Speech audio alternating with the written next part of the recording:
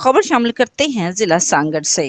टंडवादा में ताजर पर कातलाना हमले के मुलजमान की अदम गिरफ्तारी और पीपल पार्टी के रहनुमा पास डेरू की मीडिया ट्रायल के खिलाफ एहतजाजी रैली निकाली गई। तफसीलात के मुताबिक चंद रोज कबल ताजर हुतमान उर्फ हुत बरोही को 3 मुलजमान ने गोलियां मारकर शदीद जख्मी कर दिया था। मुलजमान की अदम गिरफ्तारी और साबिक वज़ीर आला की सूबाई मशीर पास डेरू के खिलाफ मीडिया ट्रायल करने के खिलाफ शहरियों की बड़ी तादाद ने कौंसलर दीन मोहम्मद मरी, यामिन डोगर, गुलाम हैदर बरोही की क़यादत में शहीद मोहम्मद फ़कीर डेरू चौक से टंडवादम प्रेस क्लब तक रैली निकाली और डीएसपी टंडवादम के ऑफिस के सामने धरना दिया। मुजाहिदीन की जानिब से शदीद नारेबाजी करते हुए कहा कि ताजर हूद बेरोही पर कातलाना हमले के मुलजमान केस से दस्तबरदार होने की धमकियां दे रहे हैं, लेकिन पुलिस ने इन्हें गिरफ्तार नहीं किया। पास डेरू के खिलाफ मीडिया ट्रायल किया जा रहा है जो सरासर नाइंसाफी है।